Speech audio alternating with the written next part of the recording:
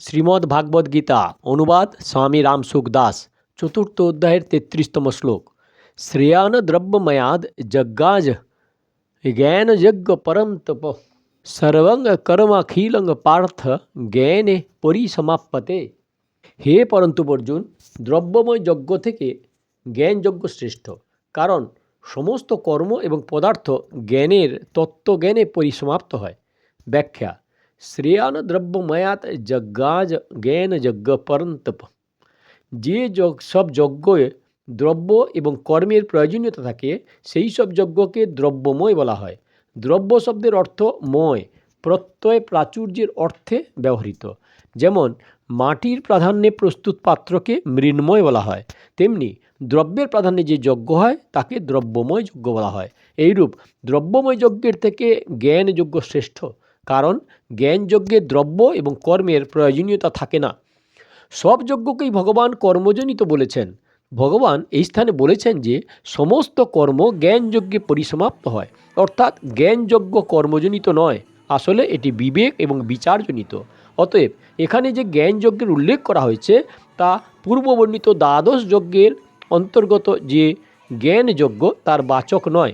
এটি হলো পরবর্তী 34তম শ্লোকে বর্ণিত জ্ঞান প্রাপ্ত করার প্রচলিত প্রক্রিয়ার বাচক। পূর্ববর্ণিত দ্বাদশ যজ্ঞের বাচক হলো এই দ্রব্যময় যজ্ঞ। দ্রব্যময় যজ্ঞ সম্পন্ন করেই জ্ঞান যজ্ঞ করা হয়। যদি সূক্ষ্ম দৃষ্টিতে দেখা যায় তাহলে বোঝা যায় যে জ্ঞান যজ্ঞও ক্রিয়াজনিত, কিন্তু এতে বিবেক বিচারের প্রাধান্য থাকে। সর্বং কর্মাখিলং পার্থ জ্ঞানে পরিসমাপ্যতে। সর্বম এবং অখিলম দুটি শব্দ পর্যায়বাচী এবং এর অর্থ হলো সম্পূর্ণ।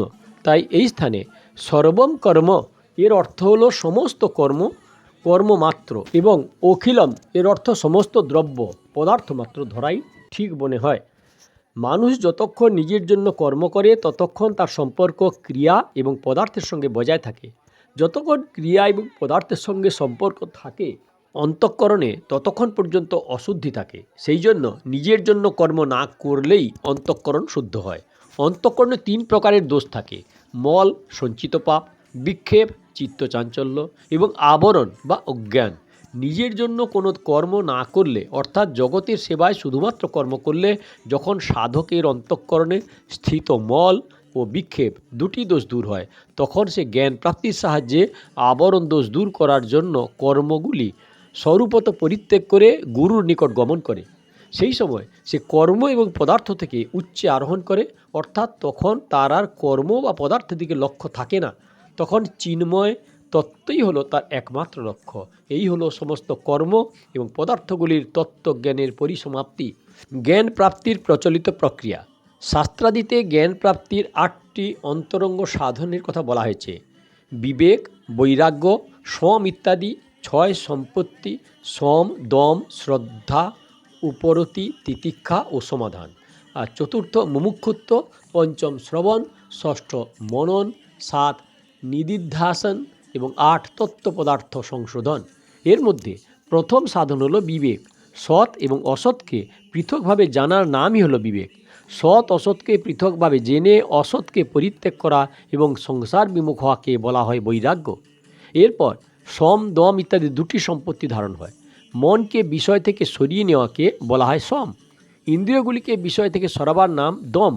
ঈশ্বর, শাস্ত্র ইত্যাদিতে পূজ্য ভাব সহকারে এবং প্রত্যক্ষের চেয়ে বেশি বিশ্বাস রাখাকে বলা হয় শ্রদ্ধা। বৃত্তিসমূহ সংসার বিমুখ হওয়াকে বলা হয় উপরতি। শীত, গ্রীষ্ম ইত্যাদি নানা প্রকার দ্বন্দ্ব সহ্য করা এবং উপেক্ষা করাকে বলা হয় তিতিক্ষা। অন্তঃকরণে কোনো প্রশ্ন না থাকাকে বলা হয় সমাধান। এরপর 4র্থ সাধন হলো মুমুক্ষুত্ব। সংসার থেকে মুক্তি পাওয়ার ইচ্ছাকে বলা হয় মুমুক্ষুত্ব। মুমুক্ষুত্ব জাগ্রত হলে বস্তুসমূহ এবং কর্ম স্বরূপত ত্যাগ করে সাধক শ্রোত্রিয় এবং ব্রহ্মনিষ্ঠ গুরুর কাছে যায়। গুরুর নিকট থাকাকালে শাস্ত্রাদি শুনে সেটির অর্থ উপলব্ধি করা এবং ধারণ করাকে বলা হয় শ্রবণ।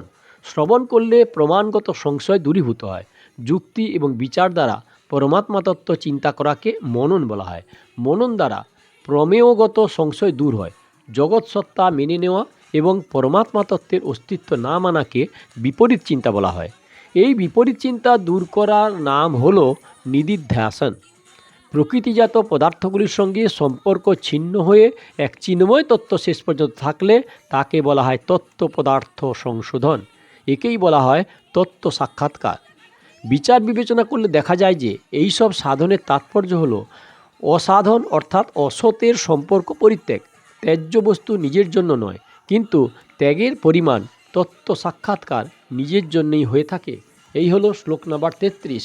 দয়া করে সাবস্ক্রাইব করুন, ভালো লাগলে লাইক করুন, শেয়ার করুন।